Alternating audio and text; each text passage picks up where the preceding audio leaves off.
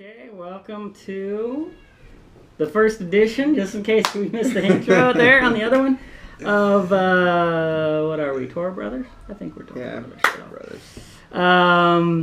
This first episode here, so it's just going to be a little chat. I'm Messianic Torah, and this one has a name to be disclosed at latter times. The Silent Brother. So we're going to be discussing this week's Torah portion, and we're shooting this on the old GoPro. Shouts out to GoPro, right? It glitches just at that moment. Because our other camera battery died, so we're going to test this out and see how that works. So this is like live action, so whoa, whoa, whoa. That's right, 60 frames per second. If things get crazy and we have to do Torah Kung Fu, then you'll see every last little movement.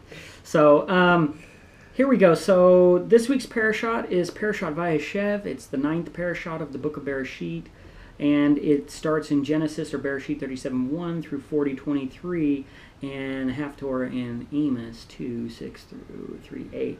So we're going to just dig in, and mainly this is just a little bit of a discussion on the weekly Torah portion. It's not, we may not get through everything. It's just kind of an open discussion, and we kick around ideas, and hopefully it's thought-provoking for people, and that's really what it is. It's just about looking at the Torah and digging in and plugging your brain in and thinking about it.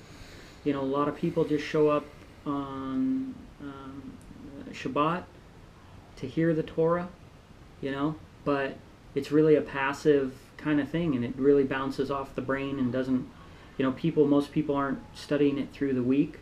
I created this whole Torah study binder system here so that you could, you know, write down your notes and study in segment by segment throughout the week to encourage people to get their daily bread, or they're going to starve to death.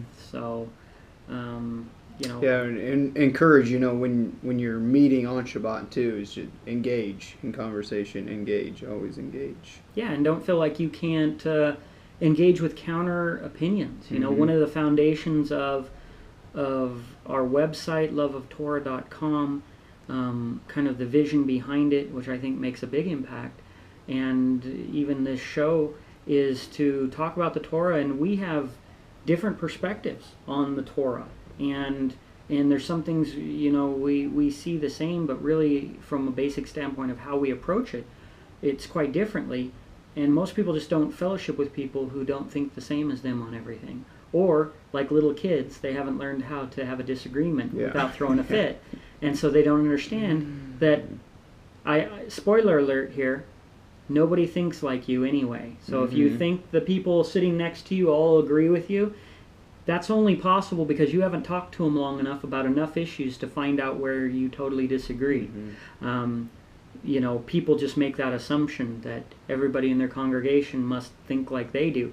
And when they go talk to somebody else online or something, and they start arguing, oh, that guy must not have the Holy Spirit. Oh, that guy's just, you know, a false teacher. That guy's isn't.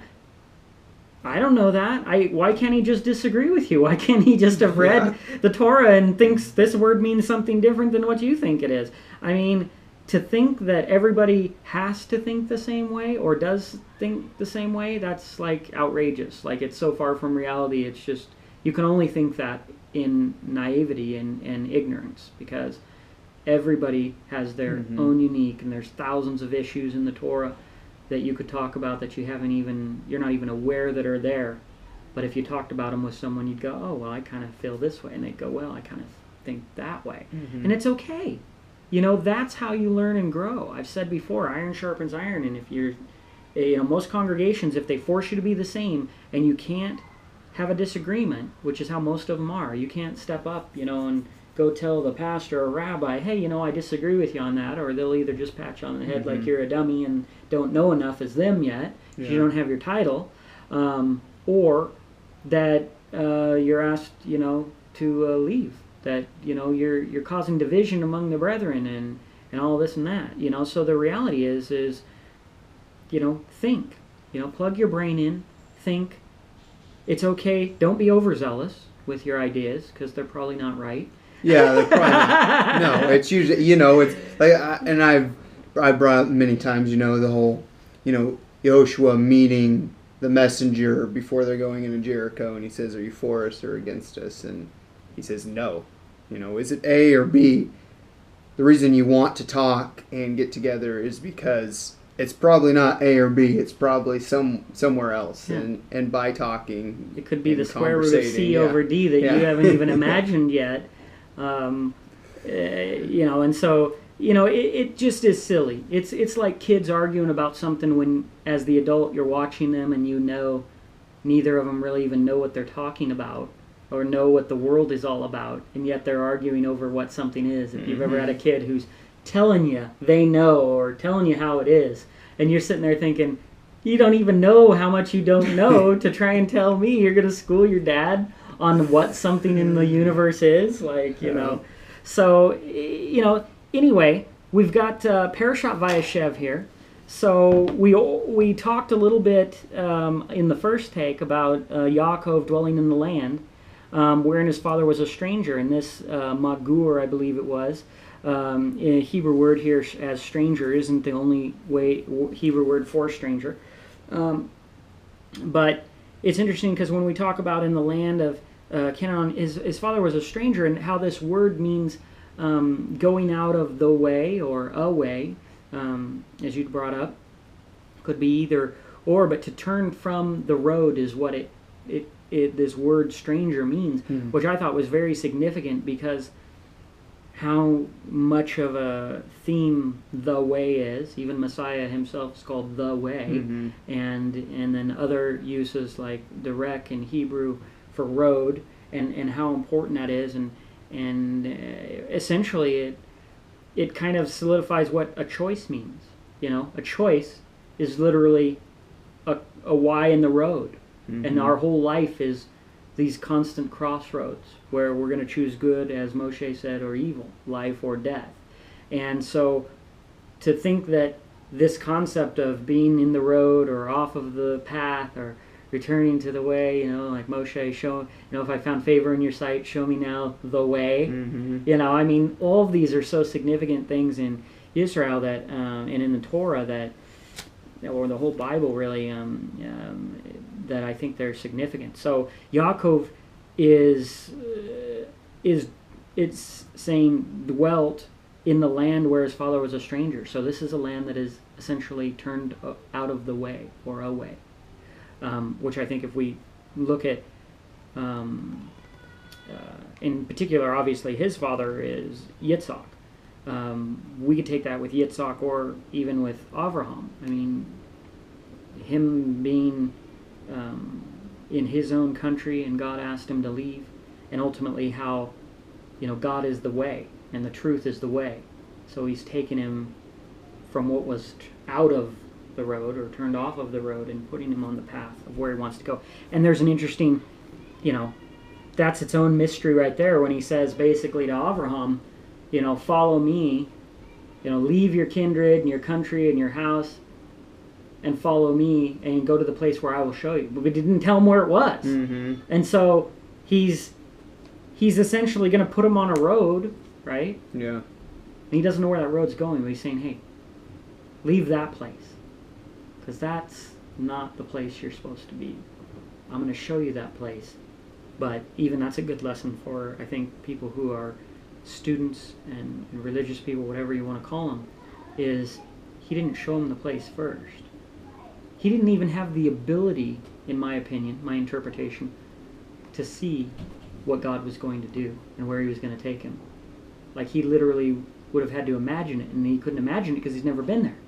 How can you tell him about the promised land? He's never seen it. That's a significant piece when even Moshe gets to go up as a consolation and see the promised land, the good land. That's valuable. That's not, oh, well, you just get to see it, but you don't get to go in. That stinks.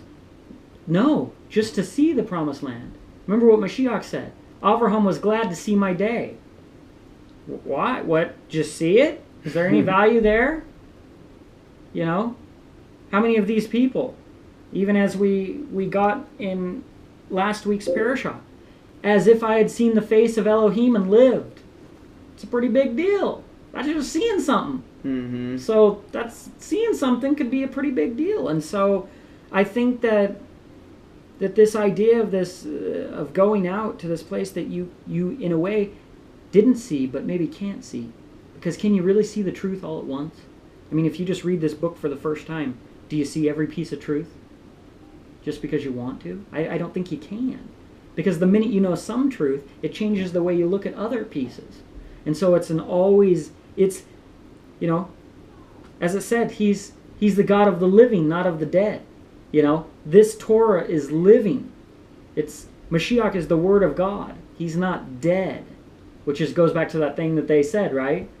Thinking Avraham was dead. How can you have seen Avraham, right? Yeah. He's dead. Is Avraham dead? Is Mashiach dead? Or is he? If he's the Word, then does the Word die? Is it the point that defined by the Word of God, does it become death, right? Which is the wages of sin. Does the Torah become sin, or it never becomes sin, therefore it lives forever. And that's what it says. His word will endure forever. Well, it really goes into just the meaning of belief, too. Because, all of them would claim, they'd walk this walk, and this is what they believed. But when they're actually confronted with something like that, they're like, Abraham's dead. Okay, well, you don't believe. That's not part of your beliefs that you're just gone, that you don't exist. But when they're actually tried to put that into actual motion or actual, what's the word I'm looking for? I like to watch you swim around. What word over here? Is it in this door? Shall I look under there? To actually apply something. It's no different than you could sit here all day and say, oh, I would do this if I was in that person's shoes. Oh, yeah, people do that about Israel, they complained about water, and I can't believe they do that. I never do that. And I'm thinking, yes, you would. You'd have complained. You'd have pre-water complained. You'd have complained about 10 other things. Everyone thinks they're more righteous than Moshe. They're more righteous and would be more awesome than the children of Israel. And it's like, they're written in the book. Mm-hmm. Where's your name? Because they're written of. So even if you think that they're not that important or you're better than them, well, where's your great chapter then? Where it's like, oh, well, the children of Israel were horrible, but then there was Bob Jones over here who was amazing. He wouldn't do these dumb things. Well, and it's real world application. So it's like, okay, I read about the spies that go out, and they're as grasshoppers. They're seeing these giants, and they come back, and a huge percentage of them cowers, and it's the reason why they stay in the wilderness. And everybody says, oh, I wouldn't have done that. I would have known God's on my side, and I would have gone and fought him.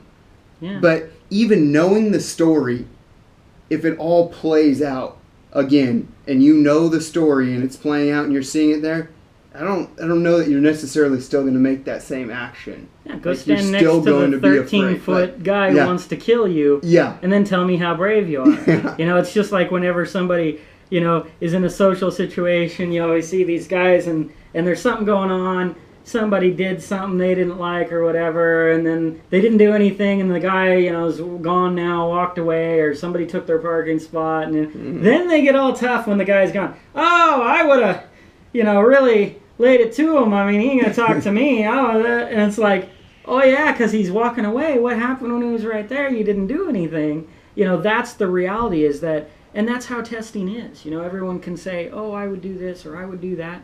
You got to be careful that you don't talk yourself into a test, because people talk about these things like they're little things, and they don't realize how big of a thing they are. And what if you got put in that situation because you were boasting about your great judgment, and then God put you in that situation, and what if that was the end of everything for you? What if then you did cower and make the wrong choice and were wicked, and your whole soul was destroyed?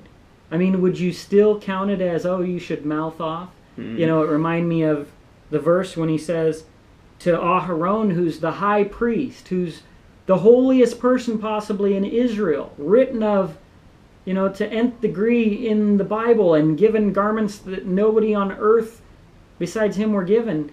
And God tells him, why were you not afraid to speak to my servant Moshe, to speak against my servant Moshe?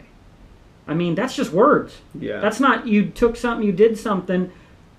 Why weren't you afraid? And so, like, when we think about what we say about people, like, that are in the Torah and in the Bible, like, people get all haughty and uppity about all kinds of people, and it's like, I'm just like, why would you do that? There's really, you have no place to do it, If Avraham says he's but dust, and this whole promise, those 12 gates, that all comes from Avraham, the promise to Avraham. So whether a Christian thinks they're going to heaven or whatnot, you better figure out in your cliches which gate you're going to go through, because there's 12 gates, and there's no Christian gate, there's no Gentile gate, there's 12 gates for the 12 tribes of Israel. That's how you get into the kingdom.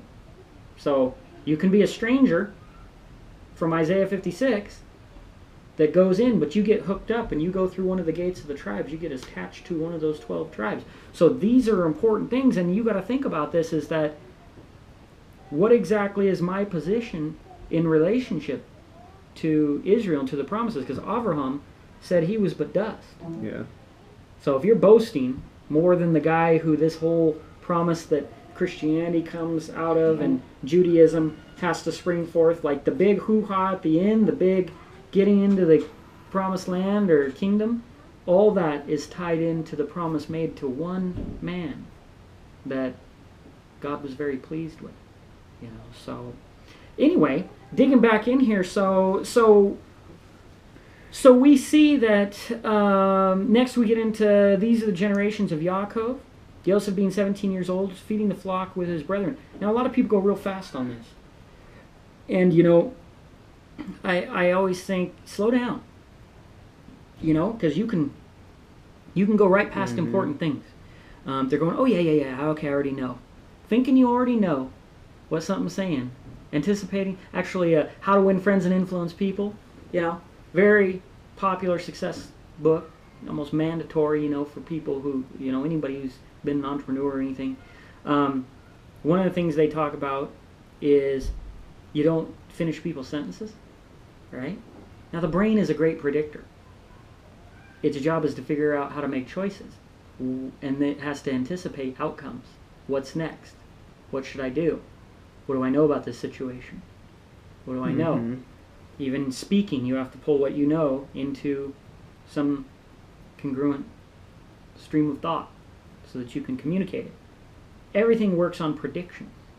But the problem is, our brains can be wrong, and we can make quick predictions that aren't right. And that's the same when you're reading, right? Speed reading, you don't read every word. The problem is when you're dealing with the Word of God, I feel like most people are kind of speed reading the Word of God. Like, they go through there and go, oh yeah, I know about Yosef. Their whole brain's already shut off. How many details are they getting? You ask them, they don't know. They just think that they know. And that's almost worse. It reminds me of the scriptures where it said they shut their eyes. They have shut their eyes. It's like of their own free will. They've blinded themselves. And so we go slow, These are the generations of Yaakov. I think a couple of Shabbats ago I talked a little bit about the concept of generations. And really it's what is beget, this concept of beget, what comes out of you. So it goes back to the natural models of like fruit, the fruit that comes out of the tree. It's what you produce, and it's also linear, so it goes forward into the future, and it gives you a timeline and a bloodline.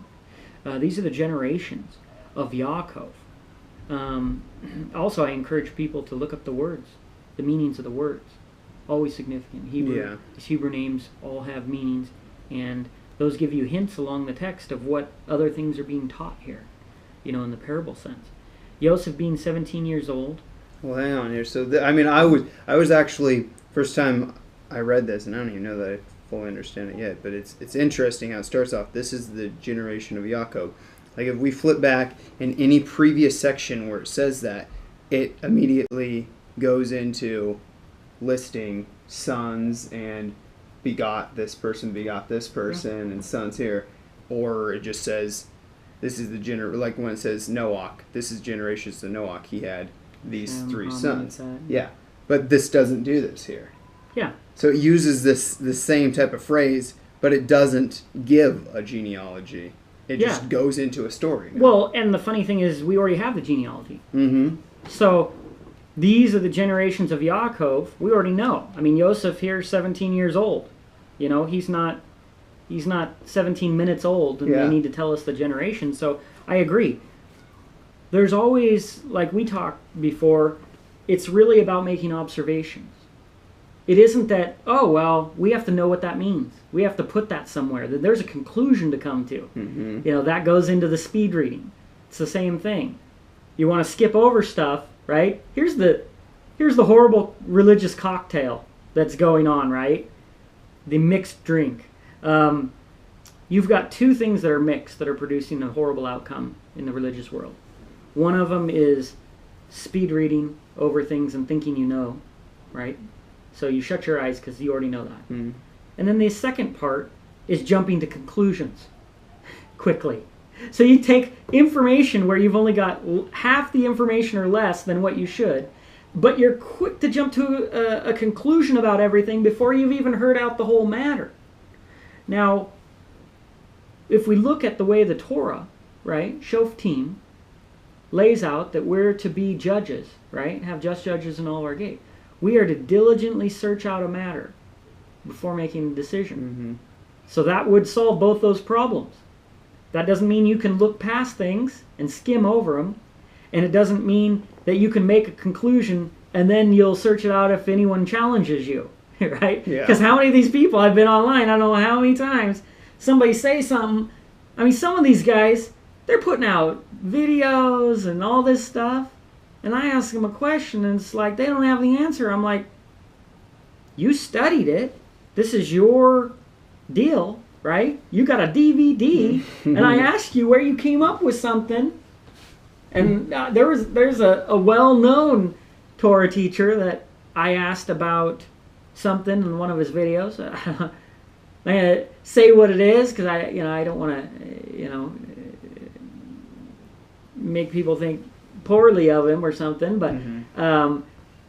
but he's got a DVD out, and I actually like a lot of the things that he studies, not as I want to follow you, you're amazing, but just as okay, good, you're doing some study and you're finding some things, and I want to hear your perspective on it because I'm gonna study it too.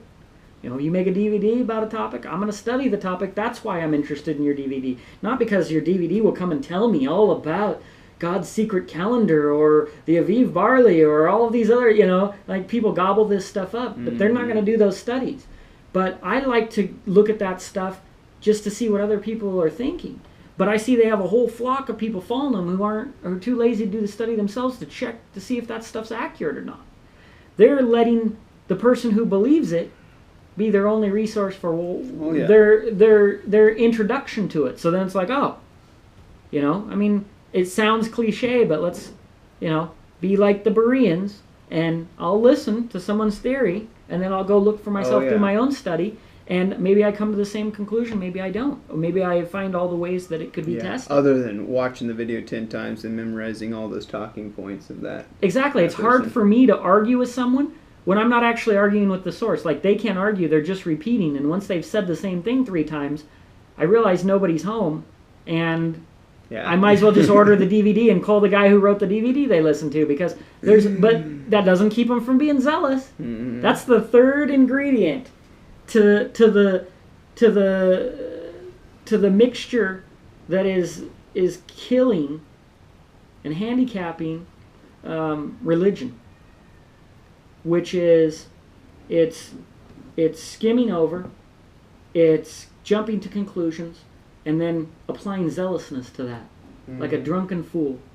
Well, it's interesting when you say that. It's because in last week's portion, it was talking about Shechem and the men of the city had to be circumcised, and we were kind of discussing why just the good and bad, the right and wrong of Shimon and Levi going in there and killing all the men and stuff. And it's just like that, though. They were told to get circumcised. And it says specifically in the text that we must be circumcised like them. But I'm kind of conjecturing here, but it seems like they were almost instructed a certain way to be circumcised like them. And all they heard was just be circumcised. They just heard what they wanted to. They were zealous to go and do this thing. They skipped over the fact, from a strategy standpoint, that this is a foreign nation and there could be repercussions because they had that desire, which Dinah, a woman, in this sense, is a model, right, just like food, of something that satisfies your momentary desire, but it doesn't last. Beauty of a woman doesn't last. If you're just attracted to a woman's beauty, sleeping with a woman, that sensation doesn't last. Eating food, no matter how satisfying the meal is, 5 hours later you're hungry again. Like, all of these things are things that only last for a moment, and you don't take into account the long-term things that last for a long time. I mean, all of religion is based that way, right? I mean, if you really care about this book and say you're following God, then the words everlasting, El, or God, means something. The concept of Leolam Vayed means something forever and ever, all of these things have a value that is greater, ultimately, and the test is going to be, is that greater than your momentary desire? Greater than a bowl of stew. Greater than a bowl of stew. Greater than a beautiful woman. Greater, how many of these things have caught people in trouble, both in the Torah and in life. And this is kind of one of those things with Dinah where they weren't thinking that this is a permanent mark in my body. They weren't thinking strategically that this is a nation who we don't know that well. Could it be a trick? I mean, they don't know because they didn't stop to think. So they skipped over the information. They jumped to conclusions, right? That this was just going to be, hey, all their stuff will be ours and this is awesome. They jumped in head first zealously, and that zeal, that whole set of formula, that 3-part formula, ultimately brought destruction to them. And it's the same thing that theologically brings destruction to religious people, because they're running around doing these same things as a rule of thumb. Like, I could line up 10 religious people and we could study the text, and in the first 5 minutes I'm probably going to catch them doing those 3 things. They're going to skim past. I'm like, wait a minute, hold on, what about that word? They're not going to say anything because they were just already moving on to the next. And then I can ask them about that. Well, oh yeah, that's just this. Oh good, you just jumped to that quick conclusion that that's what it is, that's all it was, and da-da-da-da. And then if you want to say, well, hold up, there's more, they're going to be zealous about, no, I know what that is. Da-da-da-da. Are you sure you know? Oh yeah, I know. Da-da-da-da. Oh, I could spend 2 hours showing you in one sentence 10 things you never even thought of. So, yeah, and really the bigger picture to it that we learn from that story of Shechem is, and it wasn't all of a sudden that they were cut off. It was on the 3rd day. It was, at the resurrection.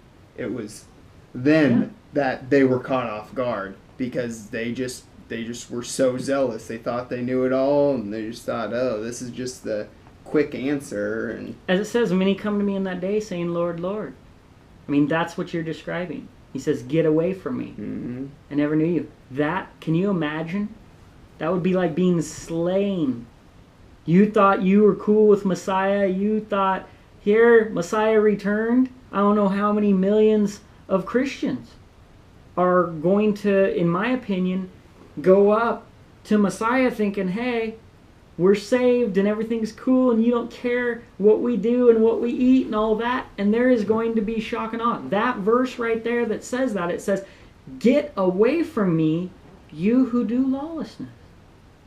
That's a breaking of the law. The word is iniquity there, which is kind of an obscure word that doesn't mean anything to anybody. But it means lawlessness. You who are breakers of the law. That same law that many Christians think's done away with, that they didn't have to. And in a way, like what you were saying about ignoring and refusing to accept what's before you, it's like, I think they're going to get to this point where it says it right there in the book that they're reading. Forget about the Old Testament. Just take your New Testament, take your words of Messiah. When he tells you that there's going to be many that are going to come to him, to the Messiah that they call Jesus. It's a message straight to Christians. Many are going to come to him. He didn't say, oh, they're just coming because they're pagan people and they're atheists. And that's not what he says. Because they said, we cast out demons in your name. He's saying, these are people who are saying they're following me. So many are going to come to me. Mm-hmm. And he's going to cast them away. Well, how will they feel? I mean, just put that in the mind of, it's not just Christians, it's Messianics, other people, but just put it in that mindset of Christianity even. How many people who are counting on the return of Jesus, right? Mm.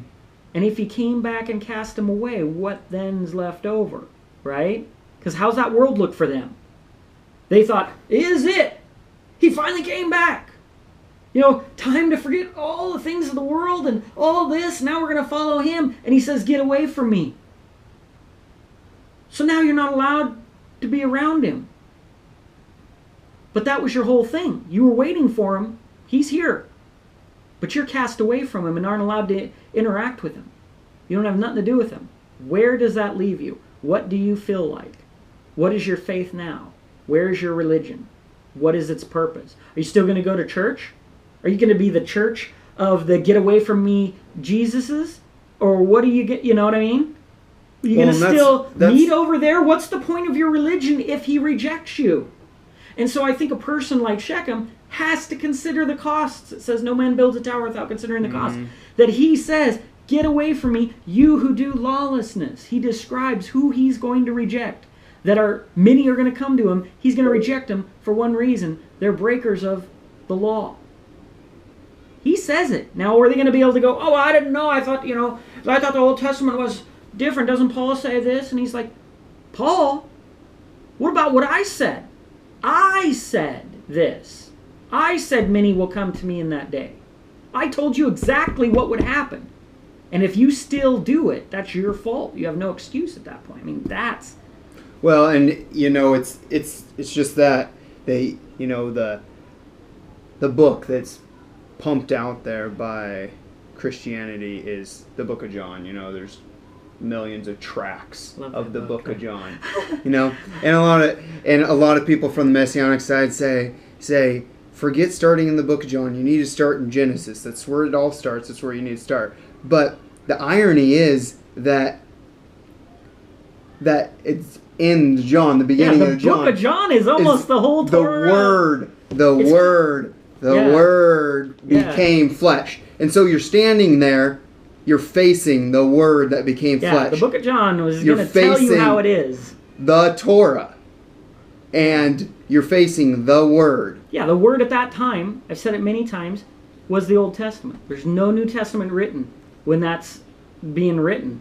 So when it references the Word made flesh, it doesn't mean the New Testament made flesh, because the New Testament doesn't exist. That's saying that is the Old Testament, what we call the Old Testament, made flesh. That's who Jesus is. He's the Old Testament. He says, get away from me, I never knew you, it never you don't have a relationship with the Old Testament. And it's a major issue. And the Book of John, I love the Book of John. Actually, one of my favorite movies, I don't know if we've watched it together yet, still hope to, is the Gospel of John. It's not absolute perfection, but you're not going to get anywhere near to perfection when it comes to Hollywood making movies, especially if they're Christian perspective. They're going to miss a lot of the understandings. So what you have, though, is it's essentially word for word the Book of John, just acted out. So they're not adding any words. The only parts I have disagreement is like two minor parts are just where the imagery showing what it was I might disagree with.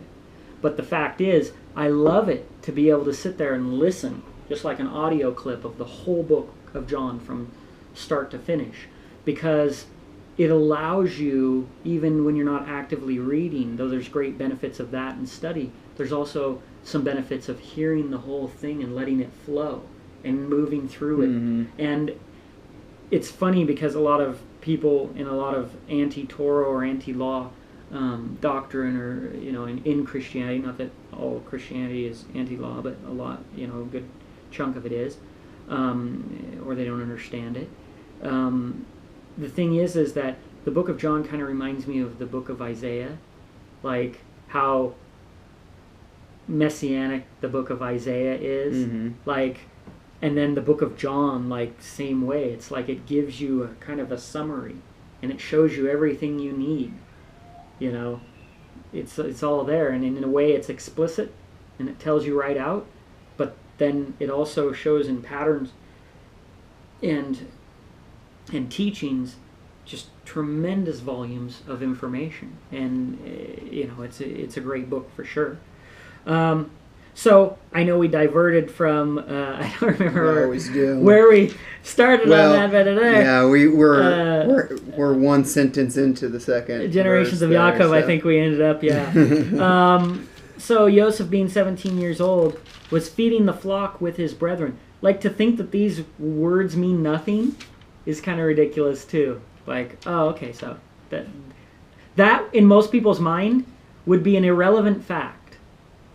Whether he was sitting there throwing a stone at the grass, or whether he was chopping a tree, or whether he was dusting off the tent, like, none of that matters to most people. They're like, that's things that don't matter. Yeah. Get to the fight scene. Take me the Hollywood route. When in reality, everything's important, just like we talked about already, about just the observations of the generations of Yaakov, and yet it doesn't go into the generations necessarily. It starts telling the story. And then that creates a question, which then creates more questions as you put it on the shelf and just set it aside in your mind of thinking, okay, I wonder what these things then, how are these generations? How is this story actually generations? You may not get the answer. You don't need a conclusion. You just have to, sometimes just asking the questions is a part of your growth, and you put that on the shelf and then you come back to it. So next we get to this concept of, the age is significant. The feeding of the flock. Feeding the flock, that's a model of teaching Torah. So, I mean, that's not even, like, some of these are easy, but some of them, people don't see them that way, but Mashiach, there's already references to Messiah and his followers being a flock. So if he's feeding the flock, he's teaching them, he's nurturing them and caring them. Yeah, I guess kind of, if I finish off the paragraph, this verse. If you put your finger in the hole? It's interesting. It's interesting, though. It's interesting because we finish it off, and I'll just read through it real quick, and it says, "This is the genealogy of Yaakov. Yosef, being 17 years old, was feeding the flock with his brothers. And the young man was with the sons of Bilhah, the sons of Zilpah, his father's wives. And Yosef brought an evil report of them to his father." So the reason I want to finish that is because you say he's feeding the flock is teaching Torah. And I want to throw a conjecture in there that maybe it just means teaching. Maybe it's not teaching Torah. Feeding the flock could be just teaching. Every Sunday in a church, they're feeding their flock. But I will challenge that notion. I will challenge the challenge. One potato, two potato. Here's why. Because even your example, when they're at the synagogue and they're teaching things, but they're wrong, right? And you say, well, are they teaching the Torah? Are they feeding the flock? They may be feeding them lies, but actually that's still within the boundaries of Torah, because the Torah spoke of these teachers. The Torah has from the beginning the adversary. Okay. So the reality is we know, right? We're reading all these stories about Korach. Well, Korach, he's a bad guy, but you know what? This is this is still Torah. Yeah. So I think here, even this lesson is really about what's true and what's. As a matter of fact, that summarizes this whole story of Yosef and his brother. His brothers are not true. Actually, they're going to lie. They're going to do all these deceitful things. They're going to commit these sins, and ultimately the big bang at the end is the reuniting and the undoing of all those laws, lies, which is the revelation that they're all lies. Because when his father sees him, oh, my son's alive, but their son said. So we have a presentation of lies, and then we have the truth, and in the end, the truth trumps out the lies. So all of this, I think, fits under that big scope. So literally, Yosef, who's the subject here, is feeding the flock. The flock being his brothers, because he's actually going to teach his brothers. When he says, does my father yet live? Right? He takes them through all these series of tests. So this is just the beginning of this entire thing where Yosef, who's a model of Messiah, is going to take his brothers through their own wicked desires all the way to redemption and restoration of his family and the house of Israel, ultimately. So I think that that's interesting. And also, notice that here when we're talking about the division, Yosef was doing what was right. He was feeding the flock with his brethren. Okay? So we have the situation like it's almost tells me it's like there's two people feeding flocks. He's feeding the flock, and they're feeding the flock. But that goes back to that pastor thing, that there's people who are out there who are pretending to be the shepherd, but they're actually, they're full of hate, and they're going to devour the flock, right? Which he's technically part of the flock, right, of his father, and they're going to try and devour him. So it reminds me of those verses where it talks about the wolves. In this sense, Yaakov's brothers are acting as those wolves who secretly come into the flock, right? Because they're supposed to be the sons of their father, and so their father trusts them with his other sons. He wouldn't think that his own sons would kill his other son. And so that's like the wolf who makes it into the flock, only to do one thing, to devour, because it's to feed, going back to the food reference, it's to feed your own momentary needs and desires. So whereas they should have loved Yosef, as it says, the wise man, when he receives the rebuke or the correction of this evil report, they should have thanked him and made those corrections if their desire was to please their father and to be right. But if their desire was not to be right and please their father, then they've, by fighting and hating Yosef, if Yosef represents the truth, then they have to say that they not only are fighting against the truth, but they actually love the lie. Right? And it goes back to, right, your father, not your father, but the reference, you're of your father the devil, right? And he was a liar from the beginning, right? He's called the father of lies. And if we take that back to Genesis, we see why. Because the first lie in the Bible is, surely you won't die. Right? That's the first lie. God says, in the day you eat thereof, you will surely lie. And then he questions that. And that is the first lie. I mean, there's more parts to it when he says, oh, well, he telling them basically God wants them to eat it because then they'll be like God, and he knows then your eyes will be opened and all this and that. This is, a lot of people miss that, and it's an important thing to understand because most foundational things happen in the beginning. So in Genesis we learn a tremendous amount of things that, again, skipping over, jumping to conclusions, they just get passed by. But well, I'm going to throw a little conjecture out there, and not that I necessarily believe it, but someone might say, well, no, the first lie would have been when Hava says, we are not to touch of it. Also, a lot of people say, oh, she was never told not to touch of it. She was just told not to eat of it. But we don't know. Well, I think that's actually, I think that is, I don't think that comes first, though. I think she says that after, because doesn't he say first? We'll just dip over there and look. Bone of my bones. Okay, so it says they were both naked. Okay. And it says, and he said to the woman, has Elohim said you shall not eat of every tree of the garden? Okay, I see. Of any of the fruit trees of the garden. Shall not eat it, neither touch it, lest you die. So some people say that you shall not surely die is in verse 4. Mm-hmm. So some people would say that she lied by saying that. Not that necessarily, I don't really agree to that. I would more sway to the side that because we don't know what Elohim didn't say. Exactly. And that's it, though. A lot of people want to just say, well, he didn't say that, but, I mean, there's a lot of stuff. Oh, I know. mean, people make tons of backstory. We can pretty much prove, even right here in our current portion, that they were Torah observant, that they were following Torah, but we don't see the Torah until, several, I mean, Noah. Yeah.